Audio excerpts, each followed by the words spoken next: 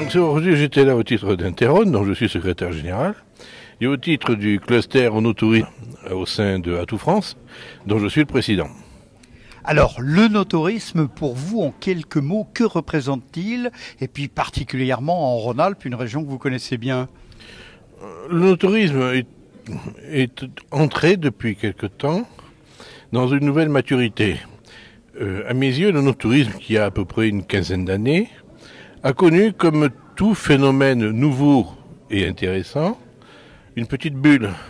On est parti très vite, très loin. Vous parlez de maturité, vous parlez de bulle. Vous avez vraiment un langage vitivinicole, hein, ça s'impose, non, ça s'impose. Et donc, après cette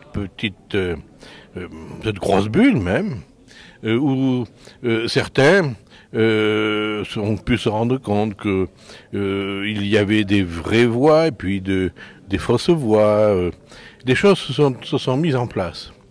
Et aujourd'hui, donc, nous constatons qu'il y a des projets beaucoup mieux conçus, beaucoup mieux pensés, beaucoup plus précis. Beaucoup mieux structuré également. Mieux structurés et menés avec une meilleure connaissance. Alors, ce que j'appelle meilleure connaissance, je veux dire par là, il y a deux façons de faire le no-tourisme. On peut en faire un deuxième métier. Ça peut être l'écodalie, cela peut être, par exemple dans notre région, M. Fayard qui a ouvert un camping. C'est un deuxième métier. Et ce deuxième métier est rentable. Et puis, il y a une deuxième façon. C'est d'en faire, et c'est tout aussi important, c'est d'en faire une ère de lancement de la notoriété, de l'image. Un outil au service de la viticulture. Un outil au service de la promotion de la viticulture, qui évidemment donc ne paie pas forcément immédiatement en retour. Il ne s'agit pas de comptabiliser les bouteilles vendues, mais qui au contraire, dans les temps qui viennent, vont générer, j'en suis sûr, une autre image, une autre appréhension du vin, et donc des ventes un peu partout en Europe. Parce que le no-tourisme, c'est pas que la France, c'est l'Europe. Donc bien plus qu'une philosophie, on entre dans le concret maintenant, après une quinzaine d'années d'exploitation de cet œnotourisme. Absolument, on entre dans le concret, dans le rationnel. On s'est toujours efforcé de faire du rationnel, mais on a tâtonné. Certains ont pu commettre quelques erreurs, et là maintenant, il s'en commet beaucoup moins.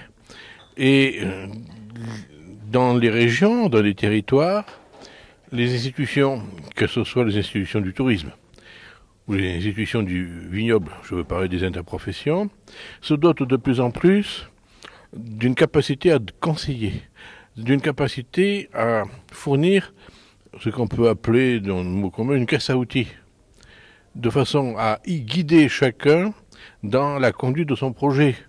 Tout le monde n'est pas obligé d'avoir le même projet ambitieux. Tout le monde n'est pas obligé de faire le hameau du vin. À Romanèche-Thorins, par exemple. Voilà. Mais heureusement d'ailleurs, si tout le monde faisait pareil, il y aurait de concurrence.